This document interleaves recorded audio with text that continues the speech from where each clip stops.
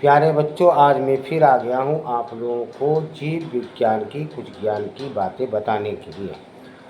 कल हमने आपको रुधिर के संगठन और उनके क्या क्या कार्य हैं उनके बारे में बताया था।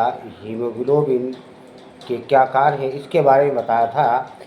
आज हम बताएंगे कि हीमोग्लोबिन का मुख्य कार्य है ऑक्सीजन को हमारे शरीर के विभिन्न यानी जितने भी प्रकार के भाग हैं उन सारे भागों में ऑक्सीजन को पहुंचाने का कार्य हीमोग्लोबिन करती है।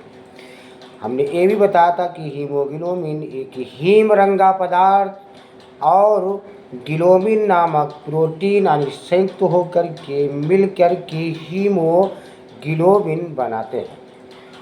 आरबीसी यानी आरबीसी लाल रक्त कणिकाएँ, इनके कार्य क्या हैं? जो हमारे अंदर रेड ब्लड कॉर्पस्कुलस होते हैं, इनके क्या कार्य हैं? ये क्या कार्य हमारे शरीर में करते हैं, इनके बारे में हम बताएंगे। हमारे शरीर में यानी हीमोग्लोबिन, हीम के अणु हमने बताया था कि हीम के 4 अणु आपस में और ग्लोबिन के भी 4 अणु मिलकर के हीमोग्लोबिन, जिसको Hb4 लिखते हैं, का निर्माण करते हैं। लाल रुधिर और हीमोग्लोबिन का महत्व भी है। जिसमें हीमोग्लोबिन कम होगा उसके अंदर ऑक्सीजन अल्प मात्रा में पहुंचेगी, यानी ऑक्सीजन उसके शरीर में कम मात्रा में पहुंचेगी। इसीलिए जिन लोगों में हीमोग्लोबिन कम होता है उनको कमजोरी का आभास होता है, क्योंकि ऑक्सीजन पूरी तरह से अंदर नहीं पहुंच रही है। और हीम जो होता है यानी हीमोग्लोबिन जिनमें कम होगा, यानी मानव में नर में हीमोग्लोबिन मादा की अपेक्षा कुछ अधिक होता है। और हीमोग्लोबिन एक लोहा यानी लोहे की तरह कार्य करता है। ये भी एक लोहा यानी आयरन ही होता है। इसी आयरन के कारण नर का वजन अधिक होता है, वो थोड़ी ठोस अवस्था में होता है। और मादा में हीमोग्लोबिन कम होता नहीं, अल्प मात्रा में होता है। इसीलिए उनका शरीर इतना कठोर नहीं होता है जितना कि मानव का होता है। जब हीमोग्लोबिन शरीर में कम होगी तो ऑक्सीजन भी कम ही शरीर के अंदर पहुंचेगी। इसीलिए हीमोग्लोबिन कम होने पर व्यक्ति को कमजोरी का आभास होता है। और जब हीमोग्लोबिन पूर्ण रूप से होती है तो ऑक्सीजन पूर्ण तरीके से अंदर यानी शरीर के अंदर आंतरिक भागों में पहुंचती रहती है, जिससे हमें सांस लेने में कोई दिक्कत नहीं होती। और हीमोग्लोबिन कम होने पर हमें सांस लेने में दिक्कत होती है, क्योंकि हीमोग्लोबिन कम होगा तो ऑटोमेटिक ऑक्सीजन पहुंचेगी ही नहीं। तो हीमोग्लोबिन और आरबीसी इन दोनों का महत्व भी होता है। हीमोग्लोबिन के जो हीम है यानी हीम के जो अणु हैं और लौह, वो ऑक्सीजन के साथ एक ढीला यानी सुगमतापूर्व खुल जाने वाला बांड बना देते हैं, जिन्हें हम पृथ्वर्ती यानी पृथ्वर्ती बांड कहते हैं।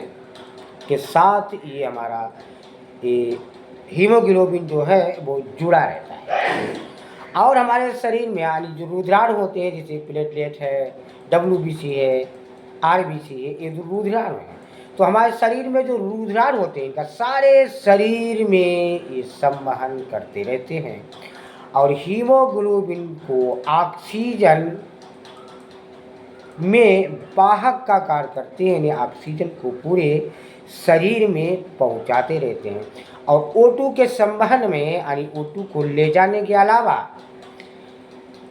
भी ये कुछ कार्य करते हैं। जैसे अम्ल क्षार, जो हमारे शरीर में अम्ल बनता है और क्षार बनता है, जो खट्टे पदार्थ जो कड़वे पदार्थ बनते हैं, इनका भी संतुलन आरबीसी ही करता है, यानी लाल रक्त कणिकाएँ ही करती हैं।